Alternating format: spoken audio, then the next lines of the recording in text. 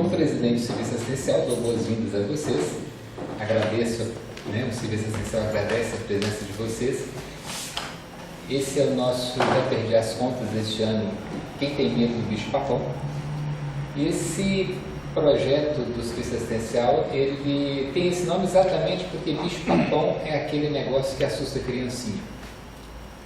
Então, essas reuniões que o Serviço Assistencial promove mais ou menos a cada mês é para assustar criancinhas. Nós vamos aqui conversar sobre coisas em que nós temos todos o mesmo ponto de vista, ou que não nos tira o sossego. Não, nós vamos conversar sobre coisas que incomodam, sobre coisas que perturbam. Então, nós já tivemos, por exemplo, ano passado, assédio sexual.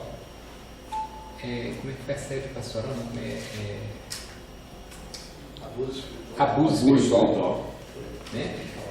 Abuso sexual, abuso espiritual, foram 2 eventos. Alcoolismo, uso de drogas. E suicídio. Nós tivemos dois eventos, o último foi sobre suicídio de pastores, inclusive. Coisa que todo mundo faz de conta que não existe e prefere não pensar, afinal de contas, esses homens são santos. Se por acaso eles cometerem suicídio, é porque eles estavam endemoniados, logo eles não eram santos, logo estava todo mundo enganado.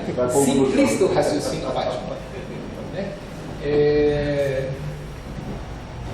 E é uma característica da nossa comunidade, querer perguntar, querer ir atrás de respostas e não fugir das perguntas. O tema de hoje, ele é um pouco complicado, porque o momento que a gente vive é um momento meio quente. Então, falar de política, ainda bem que o assunto é sobre desesperança e não política, mas é um momento em que a gente fica com um certo medinho. Nós vamos conversar sobre o que tem a ver a desesperança que parece que todos nós estamos e a nossa fé. E é esse o intuito da nossa reunião hoje. O reverendo Jorge estava muito preocupado com o quórum. Afinal de contas, nós fazemos um convidado e enchemos a igreja. E eu tenho um colega, um ex-professor na faculdade, que dizia quórum qualitativo. Porque não necessariamente grandes multidões resolvem muita coisa. Então, com 2, 3, a gente mete bronca e vamos ao trabalho.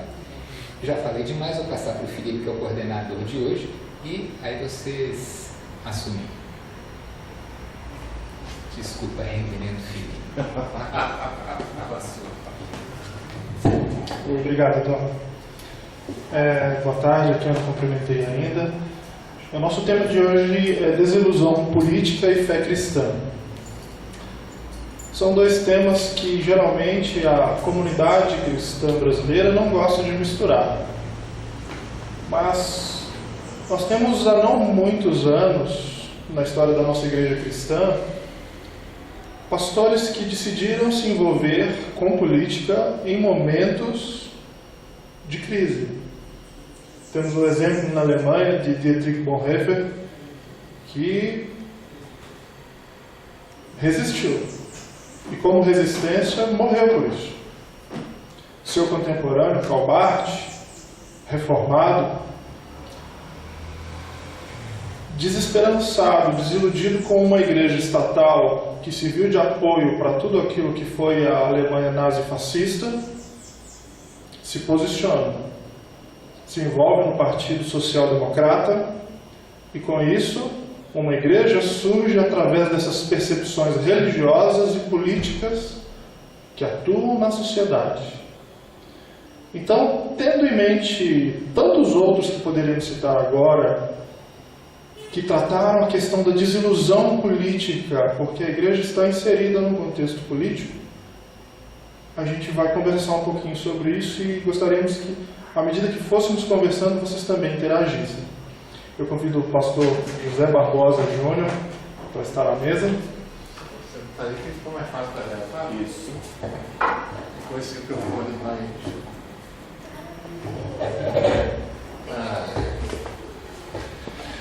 Boa tarde a todas e todos. prazer poder falar sobre esse tema, né? Porque é engraçado que eu milito politicamente desde que eu me entendo por gente, antes de militar pelo Evangelho. Com 13 anos eu lembro de já liderar um dos movimentos estudantis em Teresópolis, quando a gente lá em Teresópolis nem sabia da existência de Uni, essas coisas assim, porque não chegava no interior, né? A gente lá fazendo barulho em Teresópolis com isso tudo. E depois disso, vários outros fatos foram acontecendo na vida, até que há 2 anos eu decidi o envolvimento partidário.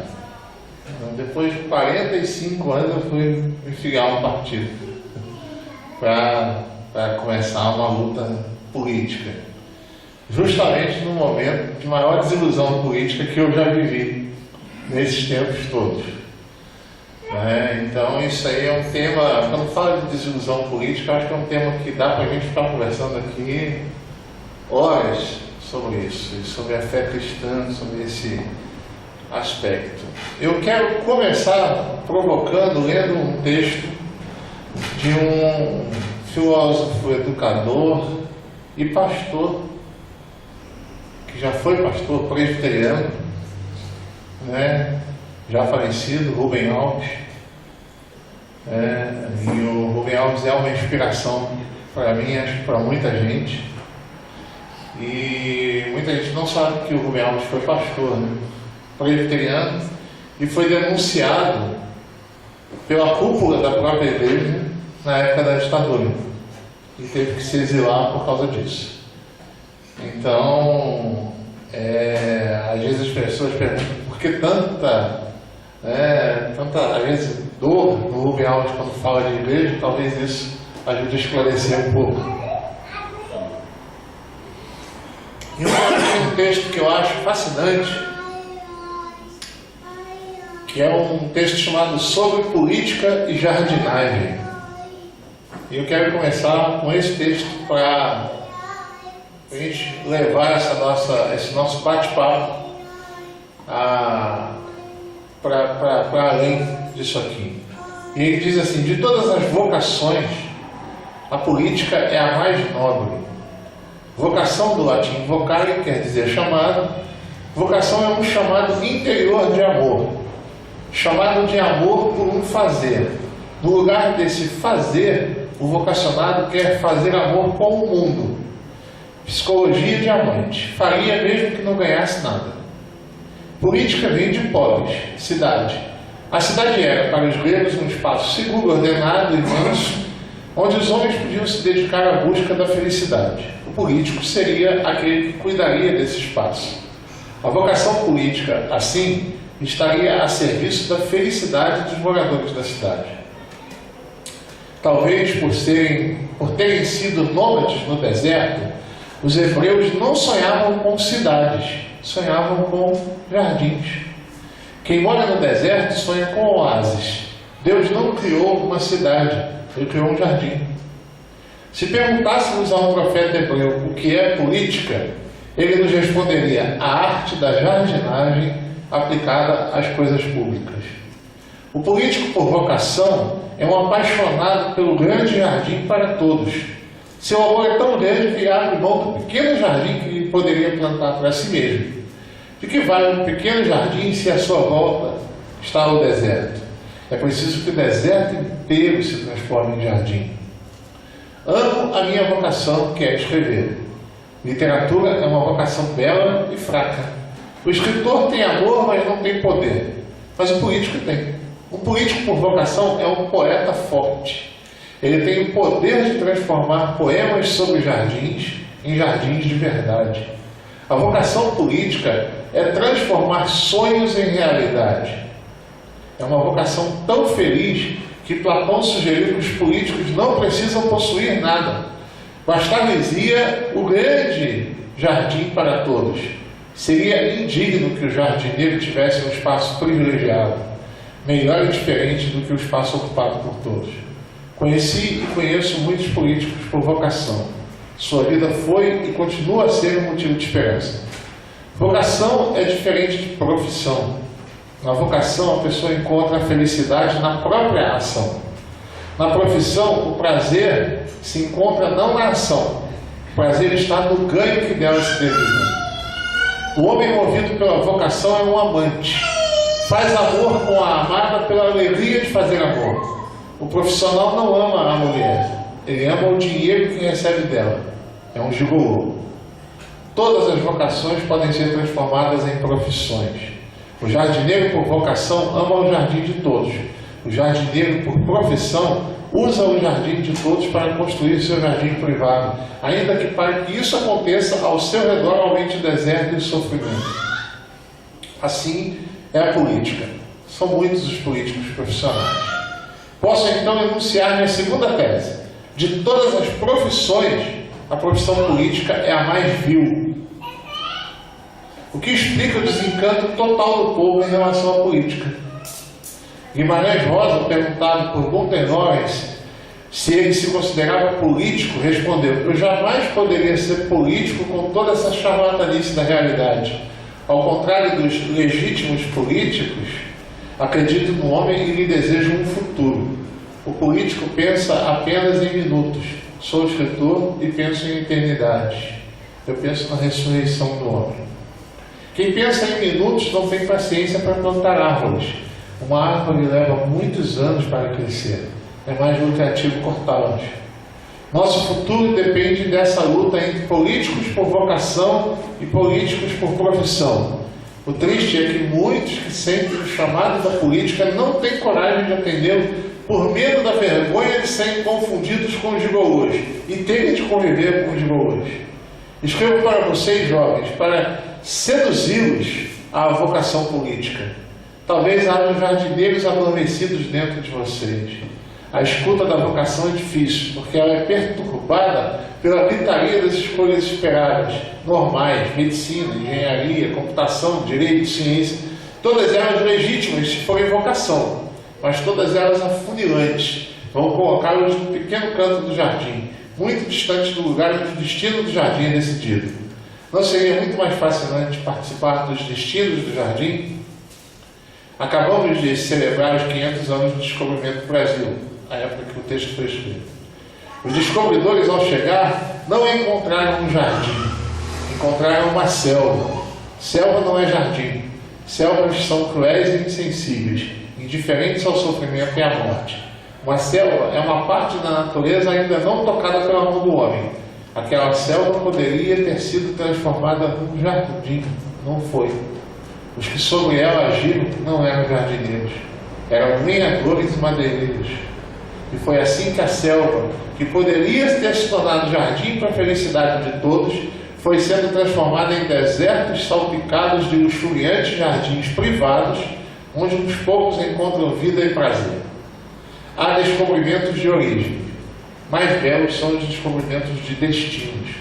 Talvez então, se os políticos por vocação se apossarem do jardim, poderemos começar a traçar um novo destino.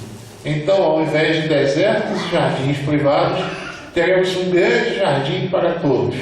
Obras de homens que tiveram o amor e a paciência de plantar árvores a cuja sombra nunca se assentariam. Amém? É um texto quase sagrado.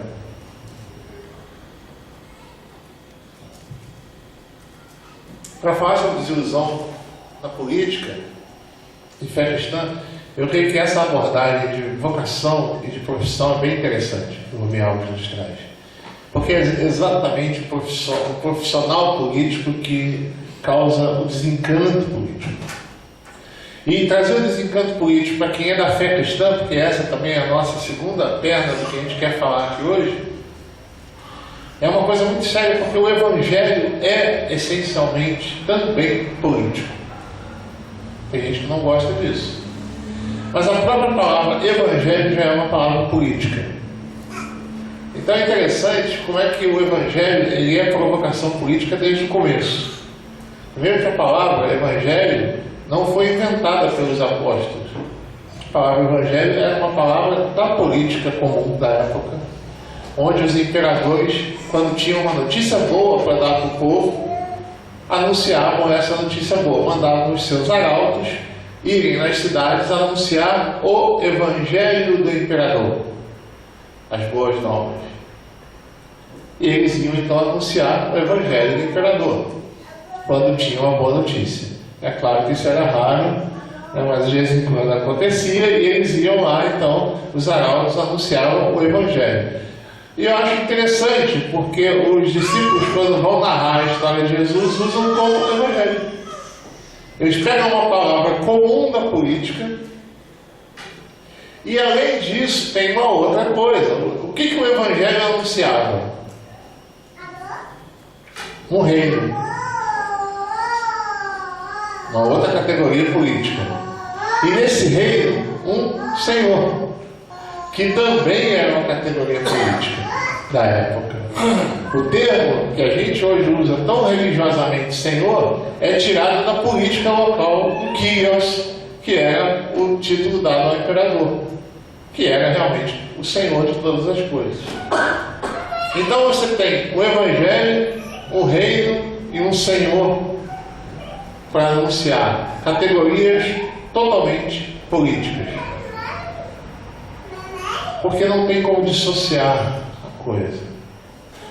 E aqui tem uma linha muito tênue que a gente tenta, é difícil tentar separar, mas ela é separada, que é a questão da religião e da fé e da igreja do Estado.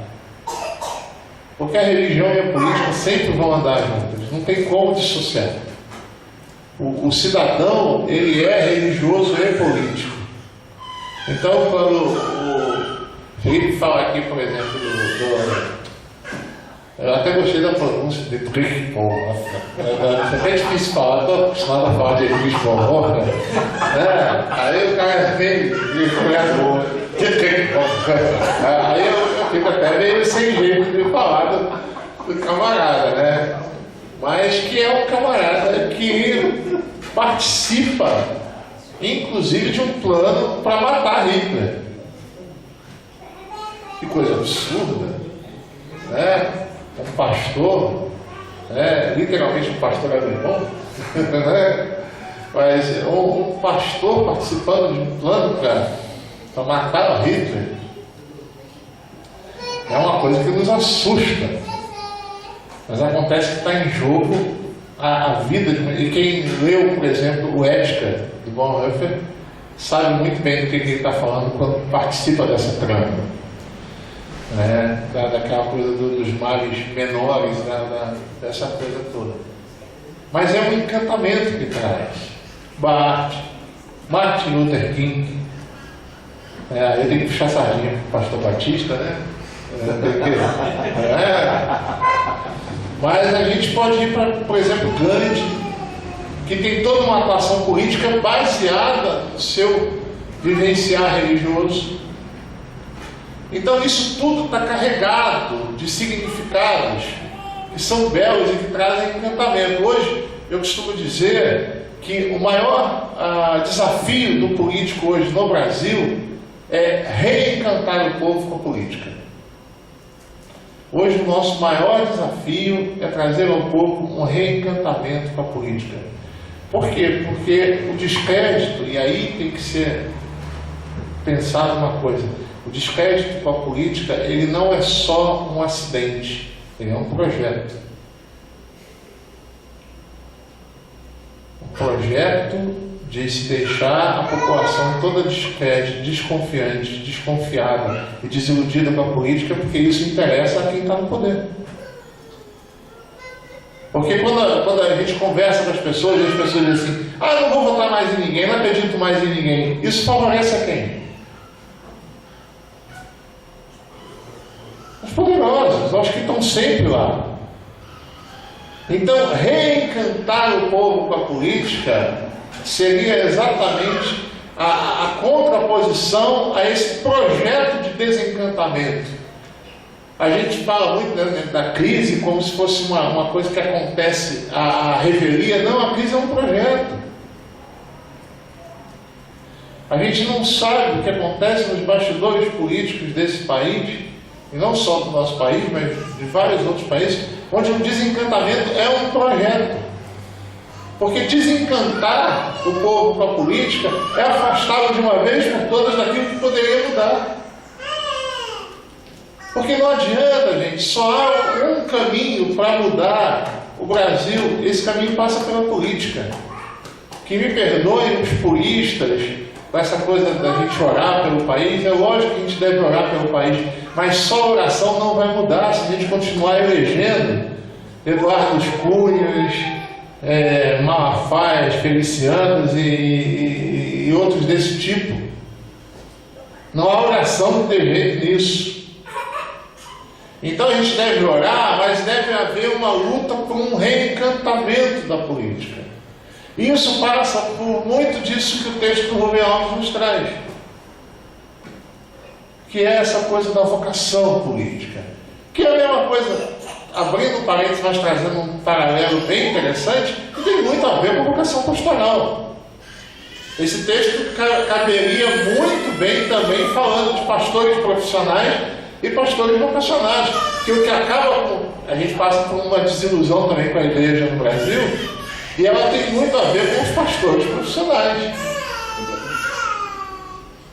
Então a gente vive um tempo de desencantamentos. É o desencantamento com a política, é o desencantamento com a religião. Preste atenção que são desencantamentos exatamente com aquelas coisas que podem mudar o rumo de uma nação. Há um desencanto, há um desânimo geral. A gente conversa com as pessoas e ninguém acredita mais que seja possível mudar. A gente fala de mudar a igreja no Brasil, a pessoa fala, não tem mais jeito. Mas fala de mudar a política, aí é pior ainda. Como? Não tem mais jeito, está na mão desses camaradas. A gente vive num golpe político e num golpe contra a democracia, que os nossos direitos estão sendo retirados todos os dias, e assim abertamente eles perderam a vergonha.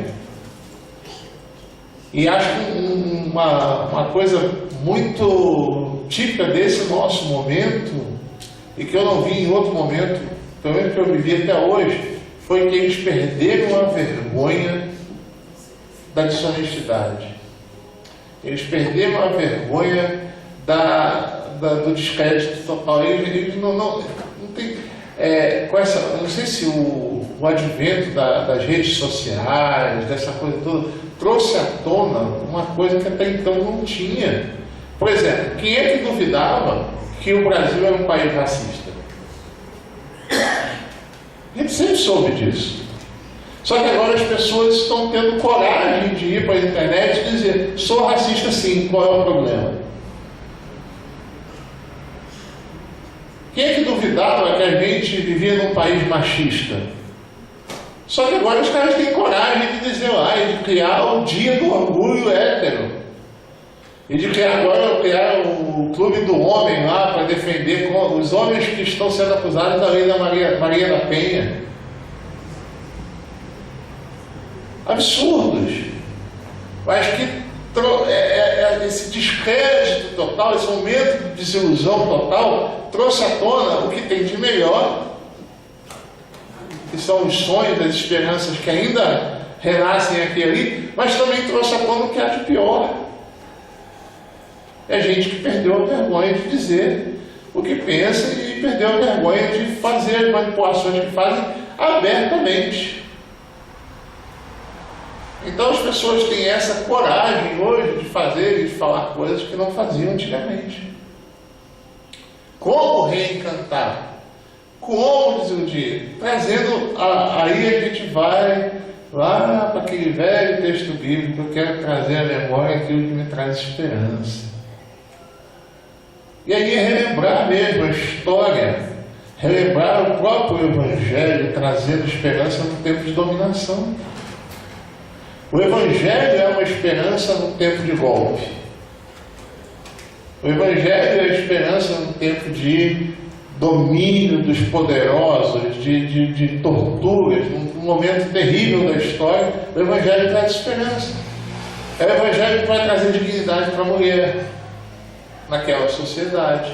É o Evangelho que vai trazer, que vai tentar, dentro de uma sociedade escravocrata, trazer dignidade para quem era um trabalhador escravo. E isso a gente tem uma dívida histórica, e falar de dívidas históricas é uma coisa que o pessoal tem medo ainda. A gente precisa admitir isso e caminhar na direção dessas dívidas históricas que temos. O cristianismo, sim, apoiou os escravocratas. Aliás, foi sustentado por eles durante muito tempo no Brasil. E é engraçado que a gente, tão puritano, né? E a gente era sustentado principalmente pelo trabalho escravo nas plantações de fumo nos Estados Unidos.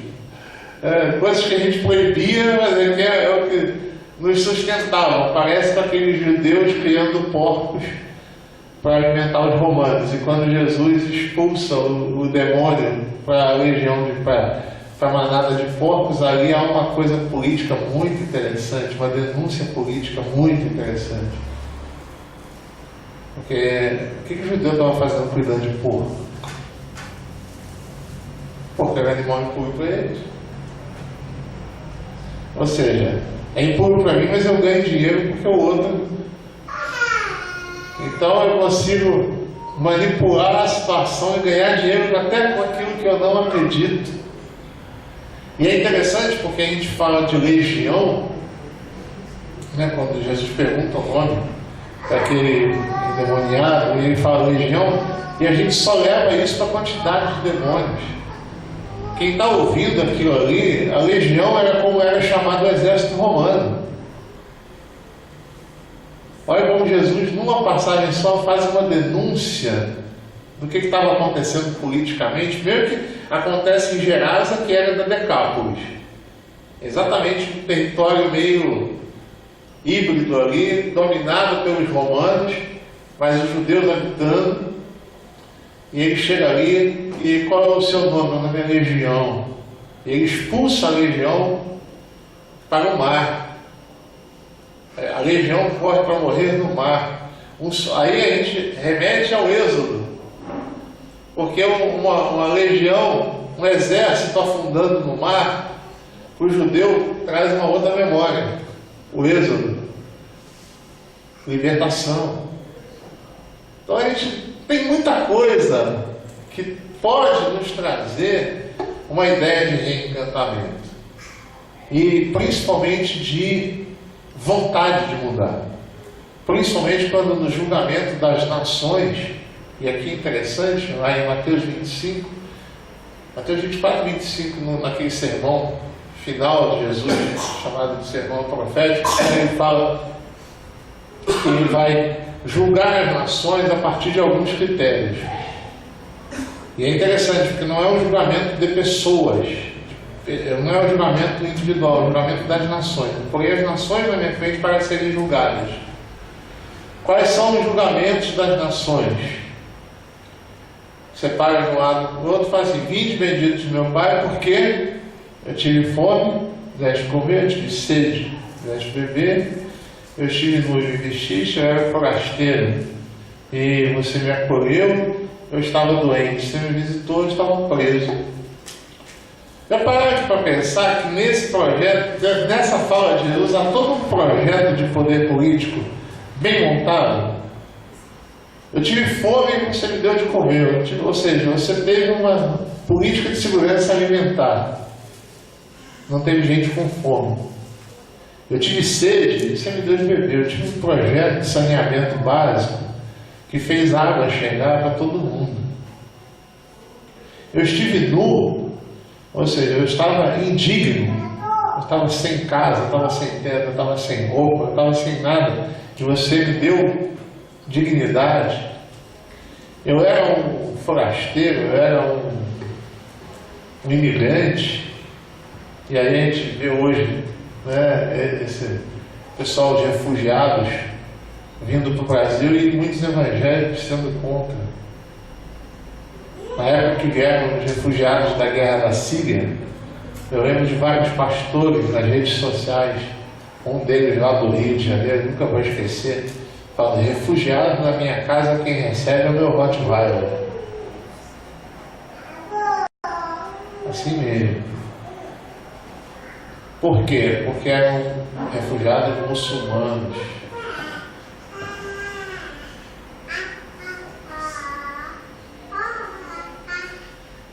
Eu estive doente e você me visitou, você me cuidou, fez um projeto de saúde pública.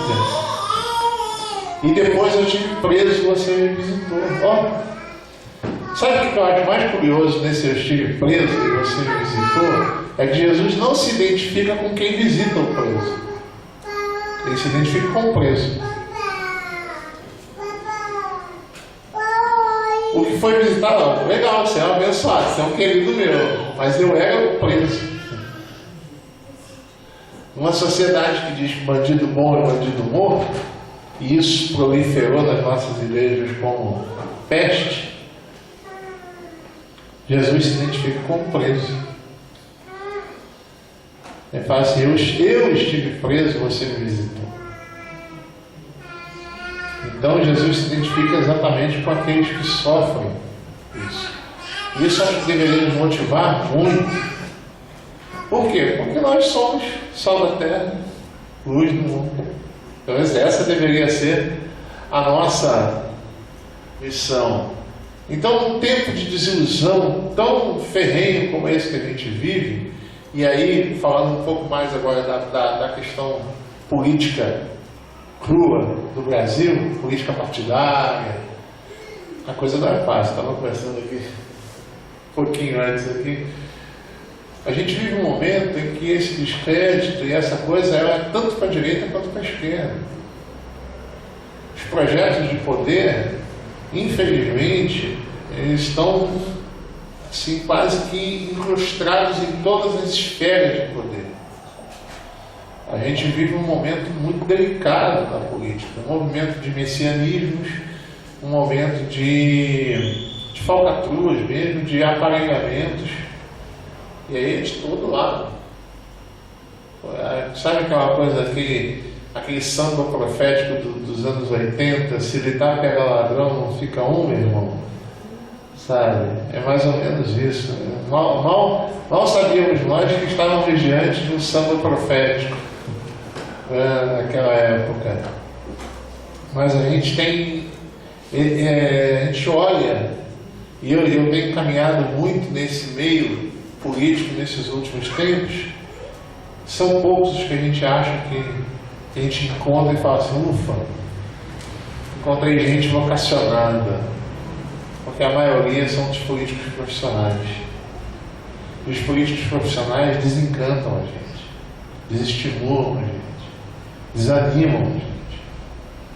E a maioria deles hoje está numa bancada chamada bancada evangélica, que eu tenho pavor só de pensar. Quando você fala bancada evangélica, primeiro que num país laico, uma bancada religiosa já é uma afronta por si só. Prestem atenção. Um Estado laico, ele garante a religião. Mas uma bancada religiosa no Estado laico é uma afronta, porque ela privilegia uma determinada religião. O Estado laico é onde há plena liberdade da religião.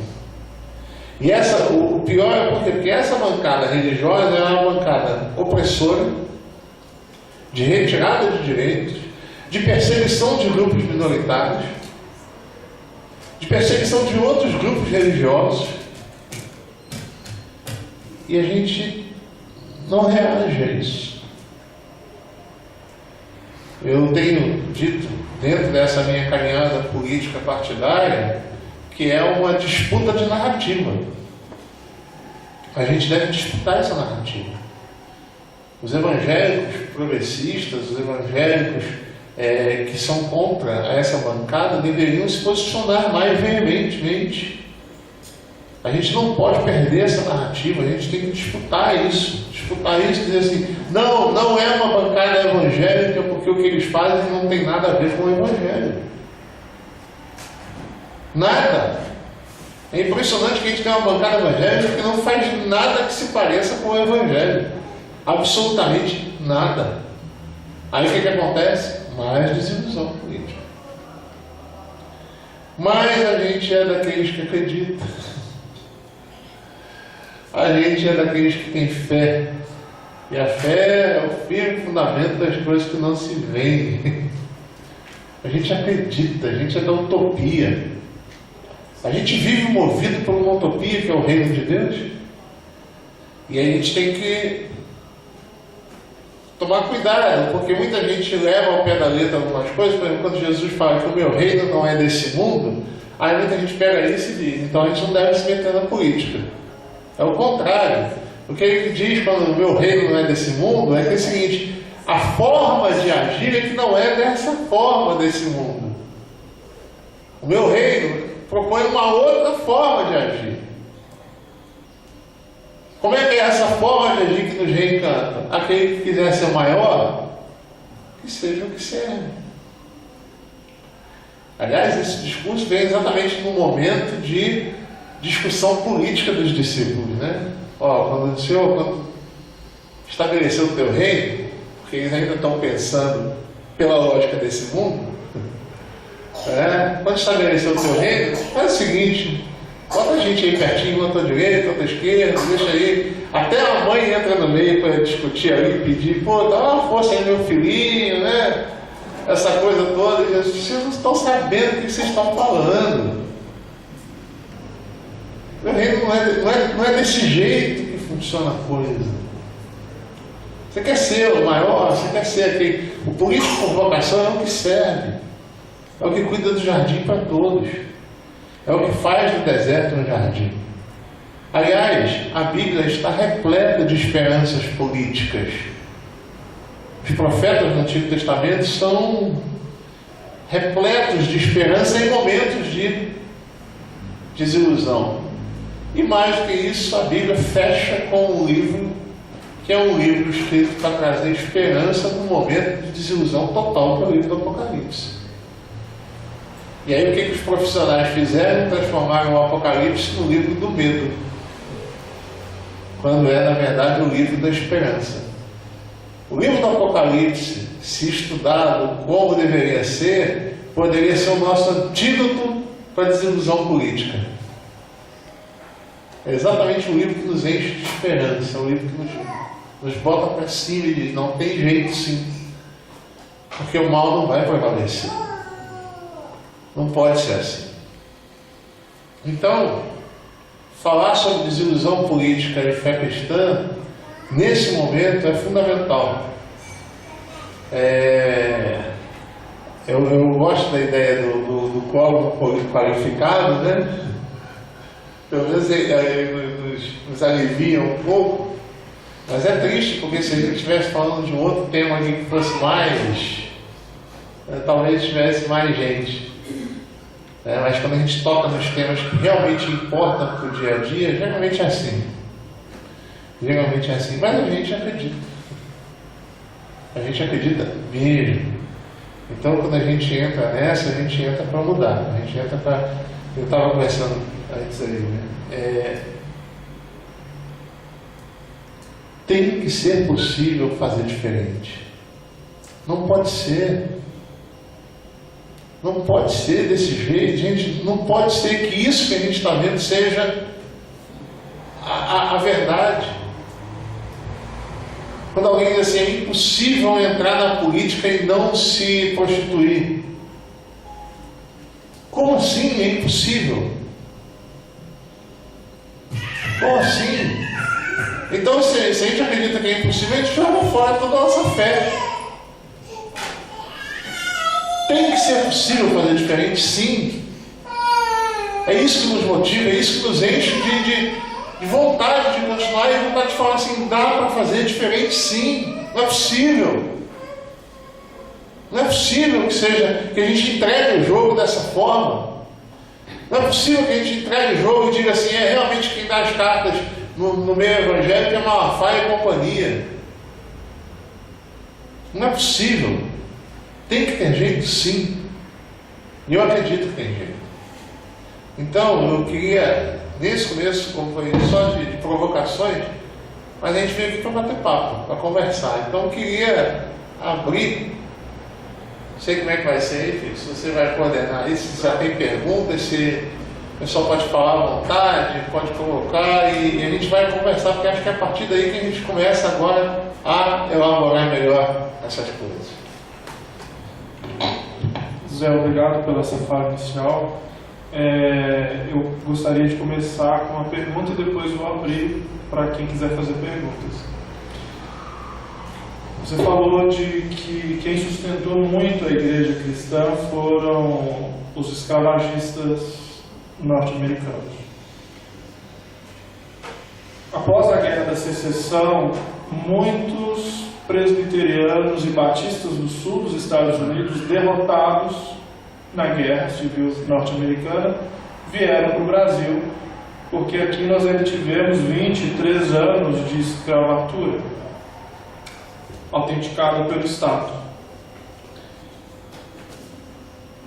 Trazendo essa memória ruim do passado, que de lá para cá muita coisa mudou, mas a gente vê nos dias de hoje igrejas apoiando pensamentos, candidatos neofascistas que perseguem as minorias, como você bem pontuou, e mesmo assim, mesmo igrejas como uma igreja de nossa cidade, que trouxe um desses candidatos recentemente para falar para os seus pares, mesmo assim, uma pesquisa saiu recentemente dizendo que os evangélicos não estariam votando na sua intenção de voto de acordo com os seus pastores. A minha pergunta é, até que ponto você acha que a igreja evangélica brasileira pode influenciar positivamente ou negativamente nas eleições de outubro? Vamos lá. Essa é uma pergunta bem interessante. Se a igreja pode influenciar, ela pode muito. A gente está falando de uma fatia da população que são, hoje, os que se declaram evangélicos são 28% da população brasileira.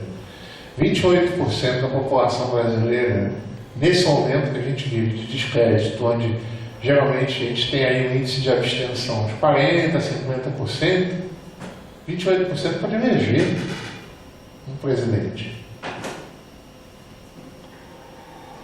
E se esses 28%, então, assim, uma hipótese bem absurda, mas vamos dizer, 28% fecham com um candidato, pode eleger um presidente da República. Então a gente está falando de um negócio bem pesado. Se não o presidente da República, metade do Congresso. Que é o projeto da bancada evangélica, que é dobrar de número esse ano e chegar à metade do Congresso. Gente, uma bancada evangélica, nos moldes que a gente tem hoje, se domina o Congresso, acabou. Acabou. A questão da herança, e aí a gente tem vários fatores, né, dessa herança nossa pesada e triste, mas a gente tem que reconhecer que muitas dessas coisas não acabaram ainda que tenham acabado oficialmente. A escravidão não acabou no Brasil. Né?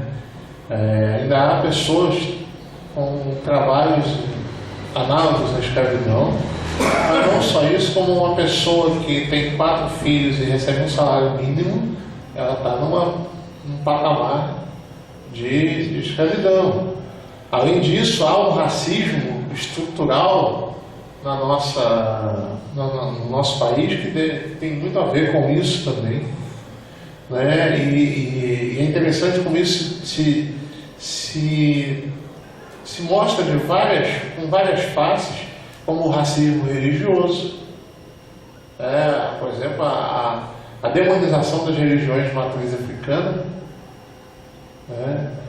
Aí você fala assim, não, mas já parou para pensar como é que a gente demoniza a religião de preto? As de branco? Não, as de branco são Eu não vejo ninguém demonizando Hare Krishna. A gente fala, ele maluco. Os doidos aí. Mas não fala que é demônio.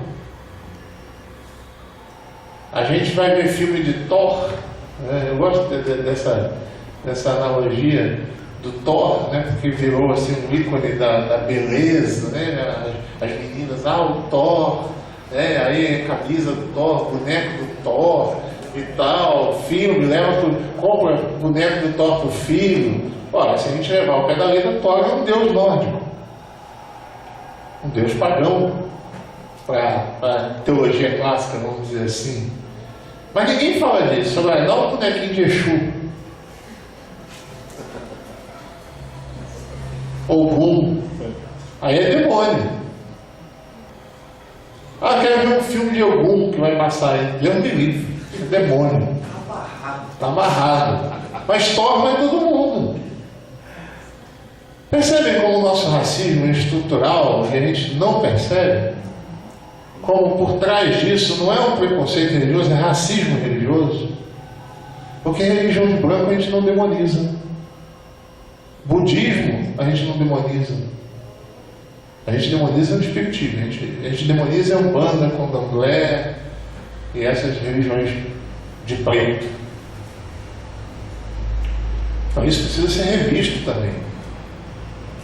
Isso também precisa ser pensado.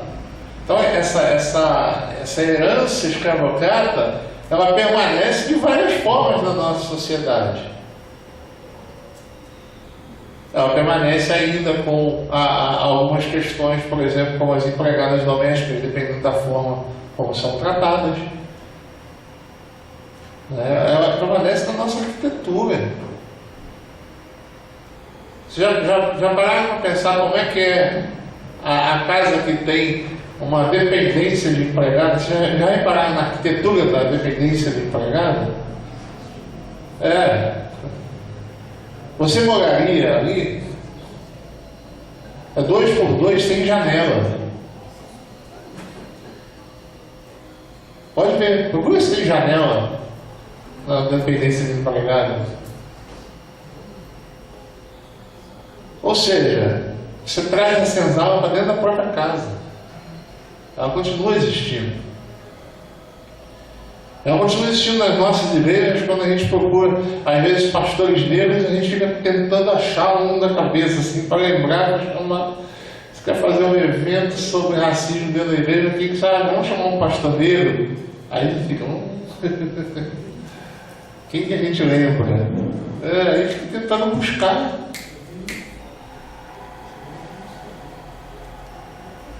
Então, não é muito diferente. Isso está impregnado na nossa cultura. Agora, quem vai quebrar isso? Para mim, o Evangelho tem poder para quebrar isso. E deveria. Então, a gente vai perpetuando isso. Então, a gente olha para o passado e lamenta o passado, mas a gente tem que ver os desdobramentos desse passado presente, que a gente não briga. A gente não luta contra. Então há essa... Opa!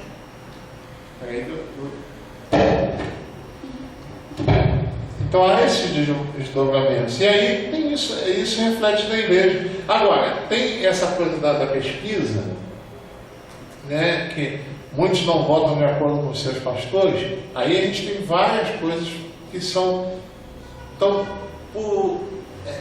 esse campo político, gente, é cheio de nuances que a gente não tem, que acho que às vezes falta aos institutos de pesquisa uma coisa mais...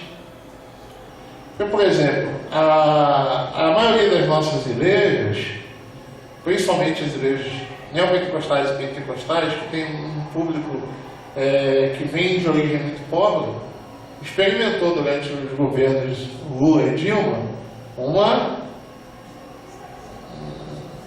um crescimento, uma certa dignidade de vida, ainda que não tenha todas aquelas coisas que a gente gostaria, que pode não ter sido o que a gente gostaria que fosse, mas foi melhor do que a gente teve. Então esse pessoal, Porque aí a gente fala, brasileiro não sabe votar, brasileiro não sabe isso, brasileiro não sabe... Mas por que o Lula continua líder nas pesquisas mesmo preso? Porque há uma memória do tempo que eu vivi. Essa memória é forte. Então essa memória, ela consegue ser maior até do que a manipulação religiosa de alguns. Porque entre o que o pastor me falou, entre aquilo que eu vivi, aquilo que eu peguei, que eu tive, e que hoje eu não tenho mais, e que está sendo retirado cada vez mais, eu vou para aí. Agora, a gente tem que tomar cuidado com as pesquisas, porque elas são direcionadas muitas vezes, elas são feitas por pessoas que não entendem o universo evangélico como um todo. Por exemplo, teve uma pesquisa recente que falou, até vi assim, evangélico não é homofóbico. Por quê? Porque perguntaram lá se você agrediria um homossexual. Quem em sã consciência vai dizer assim, eu agrediria? Não faria isso. Ainda tem gente que falou que faria. Que são esses, por isso que eu falei. A gente está vendo essa geração que tem coragem de falar essas coisas. Mas a maioria vai dizer que não. Aí isso quer dizer que não é homofóbico? Não tem nada a ver. Então, a forma como é perguntada também pode levar a respostas que não. O problema todo é que a gente também, a igreja e a política, de uma certa forma, hoje eu estava conversando sobre isso, à mesa com alguns amigos na hora do almoço, e falando sobre a relação da esquerda, por exemplo, com as favelas. Né? É uma relação patética. Eu falei, a esquerda no Brasil sabe tudo sobre pobre, porque já leu no Discovery, já leu na National Geographic, já assistiu o Globo Repórter. Assim, não, eu sei tudo sobre pobre, né? Eu já li tudo que eu podia sobre isso. Mas nunca pisou na favela. Não conhece de perto, não sabe a vivência de como é aquilo ali. Aí que falar. Aí o que acontece? A gente chega na favela já com as respostas prontas para perguntas que nunca foram feitas. As igrejas também são assim. A gente reúne aqui e fala, o que nós vamos fazer na favela tal? Isso aqui. A gente já sai com o projeto pronto para lá e não perguntou a ninguém de lá se eles estão querendo aquilo. Então a gente chega com respostas prontas para perguntas que nunca foram feitas. Aquela velha história do camarada que... Lembra? Quem é mais antigo aqui lembra dessa época que o lema principal nas igrejas é Jesus é a resposta, né? Aí diz que alguém pintou na parede, no muro, né? Jesus é a resposta. Aí alguém foi lá e perguntou embaixo, mas eu não perguntei nada. Ou alguém vai lá e pergunta, mas qual é a pergunta? Então a gente está respondendo perguntas que nunca foram feitas, porque a gente sabe o que é bom, sem nunca ter ouvido as pessoas. Acho que é isso que faz diferença, por exemplo, em Jesus. Jesus conversa com as pessoas, ouve as pessoas, pergunta. Você quer mesmo ficar curado? Pergunta idiota, né? Perguntava um cara doente, um cego, se ele quer ver. A gente fala, claro que ele quer ver. Perguntava para um paralítico se ele quer andar. Claro que ele quer. A gente dá a resposta por ele. Muitas vezes não. Não é tão imbecil essa pergunta. Porque muitas vezes quer continuar naquela vida ali. Isso para muitos é assim. Mas a gente tem as respostas prontas. Então acho que tem que ter todo esse processo. E quanto às igrejas que apoiam esses projetos fascistas, são os pastores profissionais. Isso dá dinheiro. A cultura do ódio dá dinheiro. A cultura do ódio dá muito dinheiro. Então isso aí vai permanecer ainda por algum tempo. Falar de amor é andar na contramão disso tudo. Por isso que o Evangelho é revolucionário. O Evangelho é a revolução pura porque é a revolução do amor. Então vamos lá. Próximo aqui. Tem aqui, tem aqui. Tem aqui, tem lá do lado. Tá?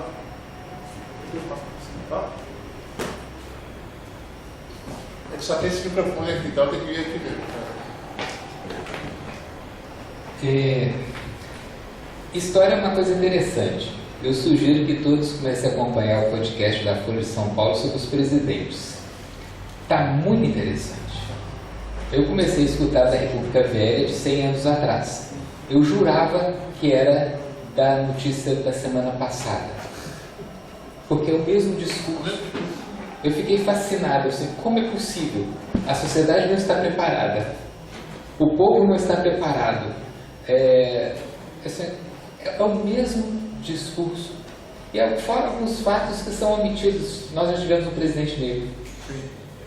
Alguém sabia disso? Eu não sabia. 100 anos antes do Barack Obama. E foi um bom presidente, só não conseguiu ser reeleito. Mas ele era 10, né? Tinha estado todo na estrutura. E aí, falando de história, voltando à questão da escravidão, a revista Christian Today, de uns 2 meses atrás, está fazendo resenha de um livro sobre a guerra civil nos Estados Unidos e as igrejas. Existiam discursos naquela época dizendo que ser abolicionista era ser pecador.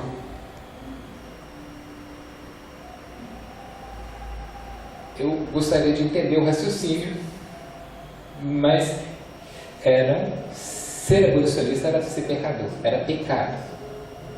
E o mesmo discurso que se faz hoje, não vamos discutir isso porque nós vamos rachar a igreja. Então, não vamos discutir racismo, não vamos discutir homoafetividade, não vamos discutir transexualidade, não vamos discutir nada, porque se nós discutirmos, vai ficar bem claro que A pensa diferente de B, e por incrível que pareça, apesar de sermos cristãos, não conseguimos conviver no mesmo teto pensando diferente. E naquela época eles discutiam, não vamos falar sobre racismo, porque isso é uma questão política. E é fascinante, né? Os missionários eram sustentados pelos senhores de escravos. Eu acho que isso é, de certa forma, uma piada divina, de certo modo, mas olha que complexidade, como é que as coisas não são tão simples assim. Não é uma questão de preto no branco, é o que você falou, ou eu dou a cara a tapa ou não dou. Né? Ou eu vou enfrentar a situação ou não vou. Eu vou correr o risco de me prostituir? É fácil, né? É muito fácil. Eu fiquei surpreso comigo mesmo numa época que eu assumi um cargo no hospital onde eu trabalho e no cofre desse cargo tinha 30 mil reais. Adivinha para quem que eu tinha que dar satisfação sobre esse dinheiro? Para ninguém. Sinceramente, eu não dormi umas 2 noites porque eu nunca tinha passado por essa possibilidade. Eu tinha algo, completo poder, sem ter a ninguém para prestar contas. Então, é fácil. Né? É fácil. E aí, talvez aquelas pessoas que queiram militar na política partidária, talvez precisam de apoios nesse sentido, né? Presta atenção onde é que você está andando, o que você está fazendo, porque a gente também, para se perder, é fácil.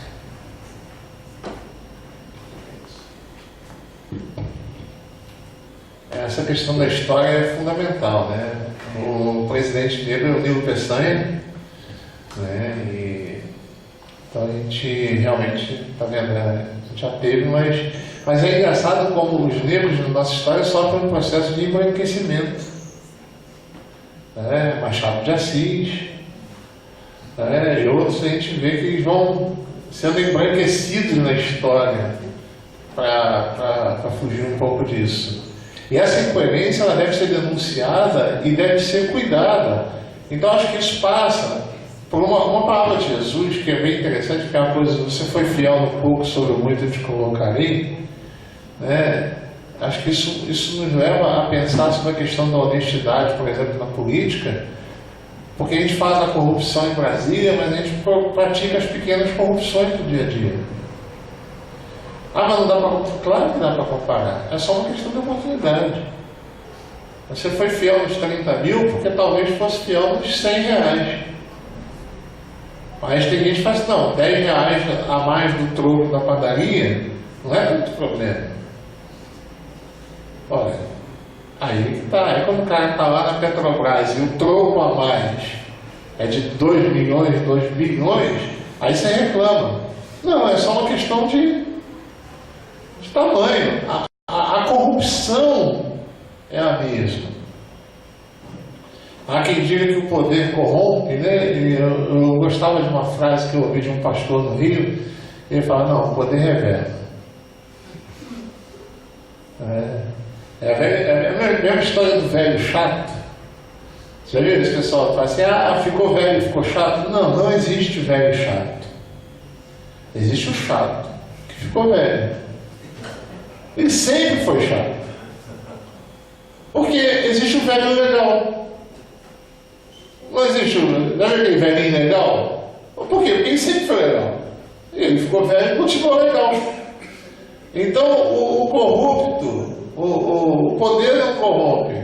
O poder facilita aquele que já foi, ele já tinha. Porque assim, gente, os sistemas de poder, de barganhas e de propinas de milhões, não é diferente dos 50 reais de propina para o guarda. É porque o guarda não te cobra 50 milhões para não dar multa. Porque você não vai ter 50 milhões de dinheiro naquele momento, mas 50 reais você vai ter. Então é a questão da oportunidade. É a questão da honestidade em si.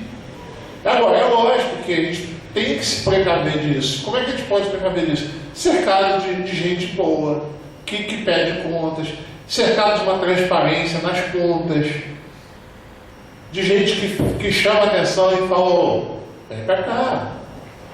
As amizades nesse ponto são essenciais e cercar-se de gente boa é uma ajuda nesse caminho.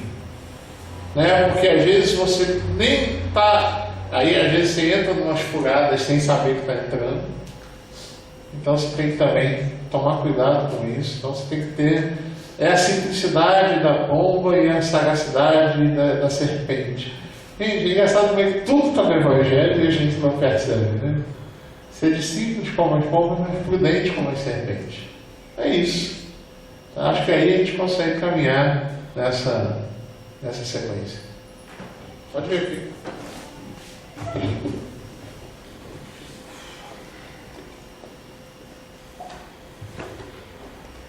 Boa tarde a todos. Antes de fazer a pergunta, eu só queria fazer um comentário desse comentário que o senhor fez. Sou professor e eu estava conversando com meus alunos do 9º ano e fiz um comentário com eles como é que a tecnologia às vezes ajuda a pessoa até ela ser desonesta. Aí eu comentei com eles aquele episódio, eu não sei se alguém conhece aqui, do Índio Juruna. Tem uma foto muito emblemática dele na internet e ele devolvendo aquele dinheiro, que ele recebeu uma pilha de dinheiro mesmo, assim, muito dinheiro mesmo. Aí comentando com meus alunos, disse para eles o seguinte, para você ver como é que a tecnologia ajuda as coisas, a pessoa ela já é corrupta. Que eu disse para eles o seguinte, é muito mais difícil eu, na minha plena consciência, guardar aquele monte de dinheiro, olhar para ele assim e falar assim, não, aquele dinheiro é um dinheiro sujo de corrupção. Hoje a pessoa só vira e fala assim, ó, se você fazer isso para mim, eu vou deposito 200 mil, 300 mil na sua conta. Eu não corro nem risco de olhar para aquele dinheiro e ter o peso na minha consciência que aquele dinheiro de corrupção quer transmitir para minha conta. Eu comentei isso com os alunos acharam interessante isso, porque a gente começa a pensar desse ponto de vista. Antes tem as malas de dinheiro. Hoje eu já não preciso, tirando alguns casos aí que a gente está vendo aí.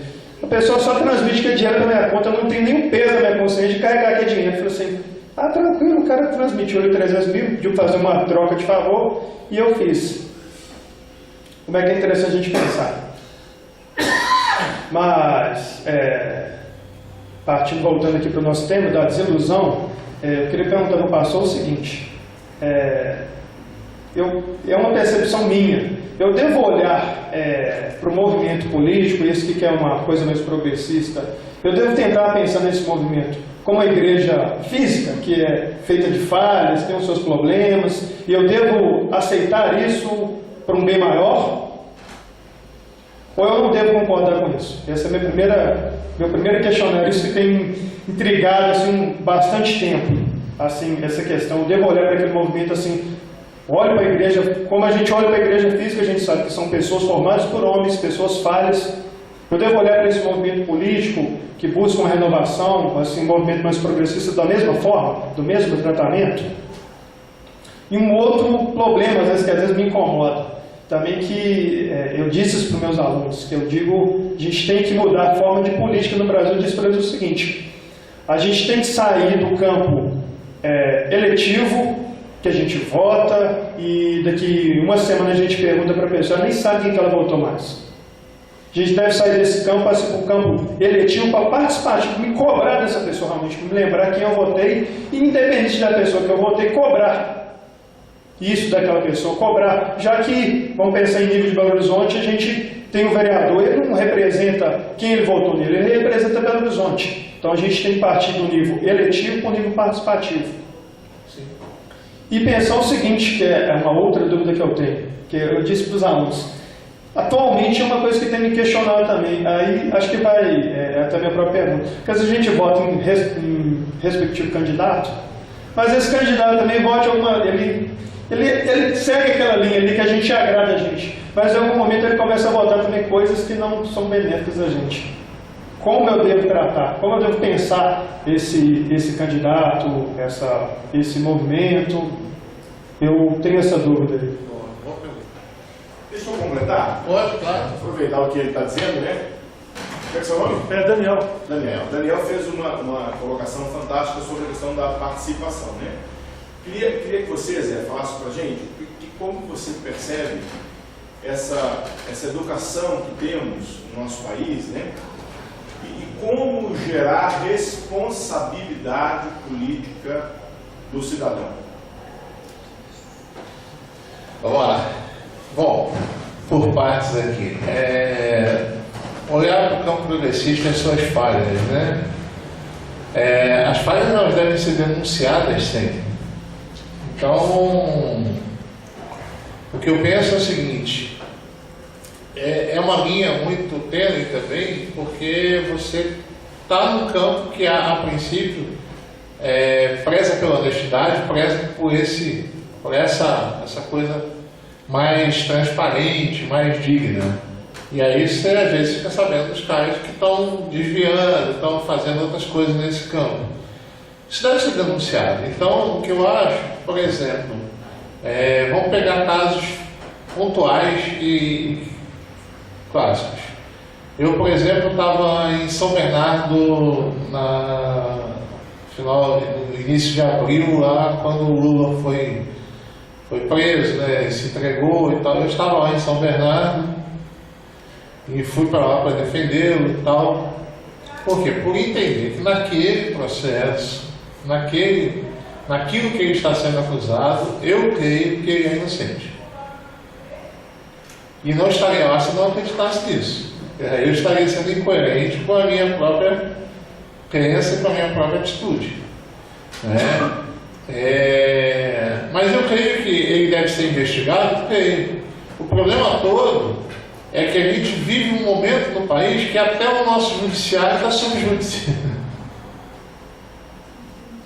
E a gente sabe que há o chamado do estado de exceção, né, onde prevalece como é que eu diria, como é que foi o termo lá que o Dallagnol usou? A convicção prevalece sobre as provas. A gente vive um momento terrível disso. Porque qual é o problema? O problema não é a convicção prevalecer sobre as provas. O problema é que esse argumento ele é um argumento utilizado por regimes de exceção. E aí você defendeu em um caso, você abre a porteira para um monte de coisa. Gente, vocês conseguiram prender o Lula baseado na convicção. O que não pode fazer comigo, por exemplo? se eles ficarem contra mim em qualquer momento. Porque, assim, basta ter convicção, basta ter esse projeto. Agora, a gente deve lutar pela investigação, e uma coisa interessante é que no governo, principalmente no governo Dilma, foi o momento em que a polícia teve mais autonomia para essa coisa toda. É muito interessante porque eles falavam do aparelhamento, né? Mas foi exatamente, por exemplo, os ministros que votaram contra o habeas corpus foram todos colocados pelo Lula. Isso deve ser interessante, a gente, porque isso de alguma forma mostra assim, não há esse aparelhamento que disseram que houve. Ao mesmo tempo que a gente tem um judiciário muito complicado. Você vê o ministro se reunindo com o réu descaradamente, a toda direita. Você vê um juiz com fotos lá rindo com o réu que está sob a jurisprudência ou sobre o arcabouço dele. Isso é muito suspeito. Agora, que a gente deve lutar contra, deve lutar sempre. E aí a gente vai para os projetos. Como você falou, usou bem a questão da igreja, né? Porque a igreja está cheia dessas imperfeições também. Aí a gente vai desistir disso. Porque o cara descobriu que o pastor tem um defeito aqui. Todo mundo tem. Mas na política isso é muito mais visível, isso ganha muito mais notabilidade. Então a gente tem que ter muito cuidado com isso. Porque quando a gente fala sobre isso, e acho que esse é uma grande dificuldade, porque a gente vê a corrupção muitas vezes em governos da esquerda, daqueles que seriam progressistas e que lutam contra essa coisa, né? E aí se fala, e aí, acabou? Não, vamos ver o projeto. Porque o projeto, muitas vezes, é mais interessante do que as pessoas. O problema é que quem faz a política são as pessoas. Então é um jogo muito confuso. Ele é um jogo confuso, não é uma coisa tão clara de se fazer. A gente deve combater sim, e aí deve denunciar sempre. Que haja todo o rigor, que haja toda a investigação possível, mas que seja uma investigação verossímil, que seja baseada em provas, que seja... Porque uma coisa você usa a prova, vamos jogar... Eu ouvi uma coisa que eu achei bem interessante, a questão, por exemplo, do triplex. Né? O triplex era do Lula. Bom, se ele apresentasse aqueles documentos que foram apresentados como provas contra ele, onde não tinha assinatura, não tinha nada. Se ele apresentasse aquele documento para dizer que o triplex era dele, valeria? Não. Então isso já... Então eu chego lá com um documento sem assinatura e digo, é meu. Por quê? Porque eu estive aqui, eu visitei, conheço o cara que está fazendo a reforma, e é meu. Não, você tem que ter um contrato assinado, você tem que ter isso aqui, você tem que ter aquilo ali. Olha, se não prova que é, por que prova que não é? Então a gente tem muitas coisas envolvidas nisso tudo que estão confusas nessa história toda. E que faz, principalmente se a gente vê todo o processo, e eu não sou jurista, como é que eu estou falando isso? Eu não sou jurista, mas tem vários juristas que falam dos vícios do julgamento. E são muito mais os que falam que o julgamento foi viciado do que aqueles que dizem que não. Por mais que aqueles que dizem que não, infelizmente, são o Supremo. Então é uma coisa muito doida. Mas que deve ser averiguado? Deve. Ninguém é maior do que a lei, mas também ninguém é menor do que a lei. Então a gente tem que tomar cuidado com isso. Quanto às outras questões que até o Jorge salientou, foi da educação. Então, a resposta é a educação mesmo. A resposta passa pela educação. Aí a gente tem um problema. Porque hoje, por exemplo, se você tem uma educação política na escola, vamos dizer que você está doutrinando a criança. Então a gente está frito. Porque tudo passa pela educação. Gente, as questões de gênero, por exemplo, que é um grande debate que tem aí você vê a bancada evangélica e inventa uma coisa chamada ideologia de gênero que não existe, para poder, por uma pauta moral, ganhar respaldo político. Porque é um absurdo também. Mas eles ganham. E aí você fala assim, o valor da educação sexual, por exemplo, seria fundamental para uma criança, por exemplo, saber se está sendo ou não abusada. Como é que uma criança sabe se está sendo ou não abusada sexualmente? Ela teve uma orientação, ela teve uma educação sexual para aquilo. A questão do machismo estrutural, dos meninos se sentirem superiores às meninas, está impregnado nas escolas, isso não é ensinado. Assim como a política. Então a política deveria ser matéria de colégio desde sempre. Mas isso vai doutrinar. Não vai doutrinar, gente. A gente viveu aí durante 14 anos de governo do PT. Cadê as crianças comunistas que saíram das escolas? Não tem. Cadê o golpe comunista? Cadê o Brasil transformado em Venezuela? Está sendo transformado agora, que não teve gasolina, que não teve... Mas foi agora, não foi no governo do PT. Mas isso pega, esse discurso pega, e é um discurso tão vazio que uma pergunta já desmonta tudo, mas a escola, não sei de onde o pessoal tira isso. O governo gaysista, que vai obrigar. Gente, a gente viu lá atrás, para quem é mais antigo aqui, nas eleições lá de 89, depois de 94, do Edson Fonseca falando das 5 leis para fechar igrejas no Brasil. Nunca existiram. Mas isso pegou. Aí na última eleição da Dilma foi o Pascoal Piragini, presidente da Convenção Batista Brasileira, fazer um discurso falando do PT como o germe da... Como corrupção foi uma coisa inventada no Brasil pelo PT. E eu fico muito à vontade porque eu não sou do PT. Tá? Então assim, mas é interessante como esse argumento, como esse discurso pega, mas falta aí, então, Jorge e Daniel, educação. Uma educação política. Onde essa coisa do cobrar, por exemplo, eu desde 89, se você me perguntar em quem eu votei desde 89, eu vou saber dizer em quem eu votei para presidente, para deputado, para vereador. Porque eu acho isso fundamental. Eu acho isso fundamental. Eu vejo a minha última eleição para deputado, eu estava em São Paulo ainda. Até hoje eu cobro de ver deputados lá. Eu falo com ele. E aí eu falo assim, ele vai votar muito, pode ser que uma ou outra coisa que ele vote seja contra aquilo que eu penso, mas aí já é você não tem controle total dessas pautas. Mas quando ele vota contra, eu falo, não gostei desse voto não. Entendeu? Para que ele ouça também. E aí, se ele é um cara honesto, ele vai ouvir, vai responder, vai dialogar, vai ter isso tudo. Essa transparência e esse diálogo deve existir sempre. Então eu acredito nisso. Agora, o que você falou é certo. Muita gente vota uma semana depois, quem você votou? Não sei. É a mínima ideia.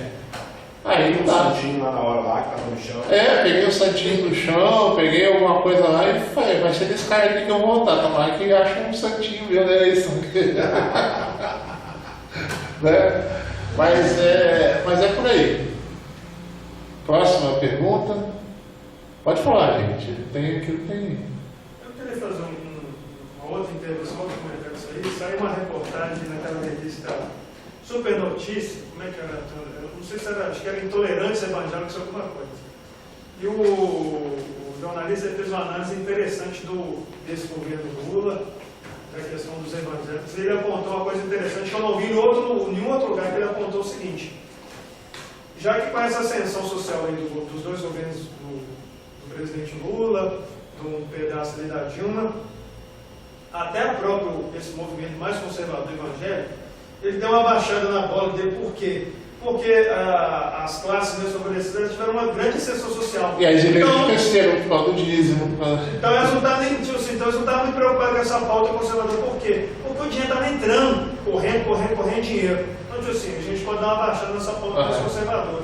Só que quando a economia está esfriada, o que acontece? A gente precisa voltar novamente para a pauta conservadora para atrair os votos novamente. Sim. A gente já não pode apontar trabalho, aquela coisa toda, que já tem um monte de emprego, já não existe isso mais, então a gente tem que regredir de novo a pauta conservadora para atrair votos de novo. Sim. Porque essa pauta, a gente não vai. Tanto se a gente pegar aí, a gente vai oferecendo não sei o quê. Tem vídeo dele no YouTube que fez campanha para a Dilma, gente. Sim. O cara tá com a camisa lá da Dilma. Então a gente vê que o ponto de vista que esse jornalista apontou Econômico. é hiper mega econômico, ou seja, a gente precisa voltar nos poderes. A gente já não pode falar da economia mais porque a economia esfriou. A gente tem que regredir para nossa pauta conservadora para a gente atrair voto. E a pauta conservadora é que atrai voto. Só que aí, às vezes, eu digo para as pessoas, aponto para o seguinte: foi aquela época lá que o Feliciano, aquela passeata lá da transexual, foi hiper mega polêmica. Aí eu disse para as pessoas, gente, vamos superar esse discurso, gente. Eu olho para aquela transexual lá e digo assim, eu olho a mesma coisa, eu imagino o sofrimento que Cristo sofreu, eu tenho essa percepção. E vejo que eu sou pecador, eu consigo entender isso. Agora vocês ficam sofrendo, porque ela é transexual, não sei o quê. Aí o Feliciano soltou aquela postagem lá, que ele fez aquela montagem ridícula lá, do pessoal colocando crucificados e tudo. Que não tinha nada a ver com a parada LGBT. O interessante é que eu mostrei para as pessoas, eu disse para elas, quem apoiava aquilo, as empresas apoiantes, eu falei, filho, o Feliciano falou assim, não, a prefeitura do PT apoia, aí ele apontou só as coisas interessantes, eu falei assim, você esqueceu de apontar que o governo também está apoiando o negócio, gente. Aí eu digo para as pessoas, vocês têm que ser mais críticos, gente, enxerga a coisa, não é só aquilo ali que o cara te apresenta, não, existe uma outra, aquilo ali. Tem uma outra coisa por trás, gente. O governo também do Estado, que é do PSDB, também faz dinheiro. A Marcha para Jesus também tem dinheiro público. Lógico. Aí eu digo para as pessoas, então a gente tem que ser um radical, então a gente não apoia nada. Então pronto. Falei assim, nem Marcha para Jesus, nem passeata gay. Pronto, acabou. Então pronto.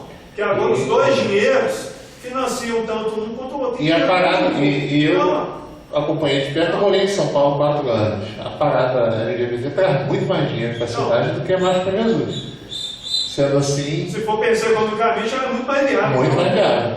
É como o carnaval, que o Crivella no Rio quis cortar um monte de coisa do carnaval porque não tem dinheiro para...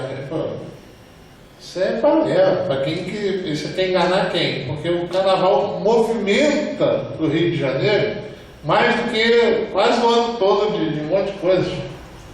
Então, esse argumento cai pelas primeiras coisas que você aponta economicamente. Essa questão ela é verdadeira. Tanto é que, quando o Lula assume o poder, de repente tem o apoio do Bispo Macedo. Mas por quê? Porque exatamente a ascensão econômica da igreja reverte em dízimo. Ora, se o cara está recebendo, ele sabe que vai ter uma repercussão. Aí quando tem essa crise econômica, as igrejas começam a sentir, em primeiro lugar, que começa a sentir crise econômica é a igreja. O dízimo cai.